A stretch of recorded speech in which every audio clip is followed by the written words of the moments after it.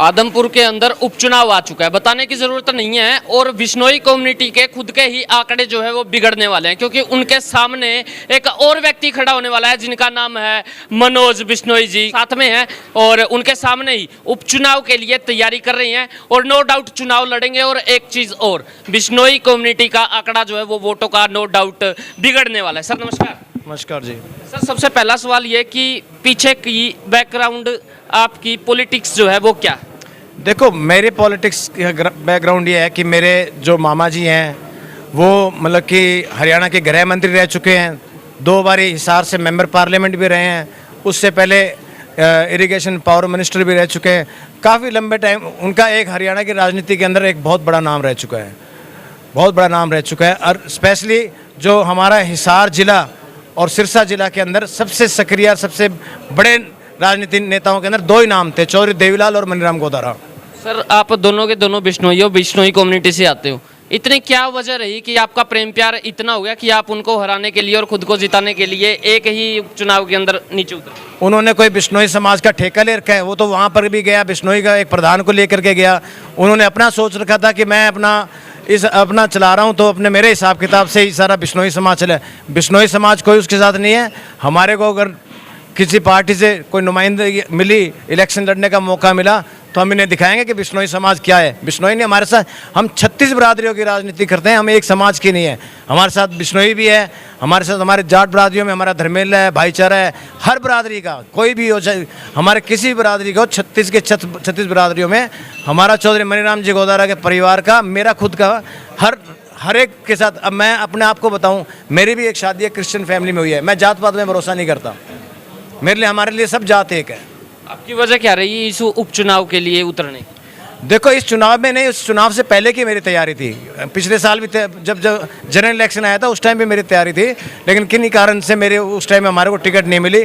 आखिरी मुद्दे तक मेरे टिकट का नाम चला, लेकिन किसी कारण से मेरे को टिकट नहीं मिल पाई। क्या कारण था ये तो मुझे भी नहीं मालूम, लेकिन चुनाव लड़ेंगे। जी वजह पूछ रहा हूँ कि क्यों उतर रही हो इस चुनाव के अंदर, वजह क्या है? वजह अभी की नहीं, हम तो बहुत टाइम से इस परिवार के, हमारे आदमपुर हमारा अपना गढ़ है, हमारा खुद का भी गढ़ है। हमारे खुद बुजुर्ग वहाँ से इलेक्शन लड़ चुके हैं, तो हमारा राइट बनता है आदमपुर से। और आदमपुर से बाहर हम कहीं जा भी नहीं रहे। हम आदमपुर से चुनाव की तैयारी है, अभी से नहीं, पिछले कई सालों से हम आदमपुर से तैयारी कर रहे हैं। कुलदीप बिश्नोई के साथ में आपकी दोस्ती समझे या दुश्मनी समझे? देखो, दोस्ती तो कभी हो ही नहीं सकती, दोस्ती का तो सवाल ही पैदा नहीं है। आगे तैयारी जो है वो कुलदीप बिश्नोई नहीं, उनके उनके बेटे कर रहे हैं जिनका नाम भव्या बिश्नोई है, क्या कहेंगे? वो तो पता लगेगा ना। भव्य नाम ही पहली बार सुन रहा हूँ। भय जिसका नाम ही भय है, भाई भय दिखा रहा है। भय नहीं चलेगा आदमपुर में। भय का मतलब आप जानते हो, डर। वो डर दिखा रहा है, डर नहीं चलेगा। बहुत साल चला पूरा अक्षर आप देखेंगे तो भव्य का मतलब बहुत अति सुंदर भी होता है। नहीं, उसने वो, आप बिश्नोई समाज के हिसाब से हम बात करते हैं या आदमपुर की जनता के हिसाब से ना हम बात करते हैं, तो उसका वही मतलब बनता है। क्या कहेंगे, कितना एक विकास हुआ है आदमपुर में? विकास नाम की कुछ हुआ ही नहीं। एक छोटा मोटा विकास तो हुआ ना, कुछ भी विकास नहीं हुआ। एक घोषणाएं हुई और कुछ नहीं हुआ। कुलदीप जी का कहना है पहले वो सत्ता के अंदर नहीं थे, यानी कि विपक्ष के अंदर थे, और जिसकी वजह से विकास नहीं हो पाया। अब वो सत्ता के अंदर आ चुके हैं, 2 साल बाकी है, 2 साल के अंदर सोने की चिड़िया बना देंगे आदमपुर।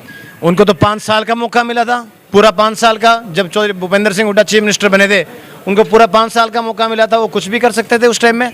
वो उनको इतना मौका मिला था कि ये अपना उनके पिताजी को गवर्नर लगाया जा रहा था, खुद को सेंटर के अंदर मिनिस्टर बनाया जा रहा था, एक भाई को डिप्टी सीएम बनाया जा रहा था। एक परिवार के 3 आदमियों को इतनी बड़ी पोस्ट कांग्रेस दे रही थी, तो विकास उस टाइम भी हो सकता। पूरे 5 साल पड़े थे वो तो, अब तो साल ही 2 रह गए हैं। मनोज जी, जनता कंफ्यूज है कि आप किस पार्टी से चुनाव लड़ने वाले? देखो, ये हमारी महापंचायत डिसाइड करेगी क्या है। महापंचायत में तो आज़ाद उम्मीदवार का नाम भी आ सकता है। देखो, जो उनका होगा वो सिरमाथे हमारे।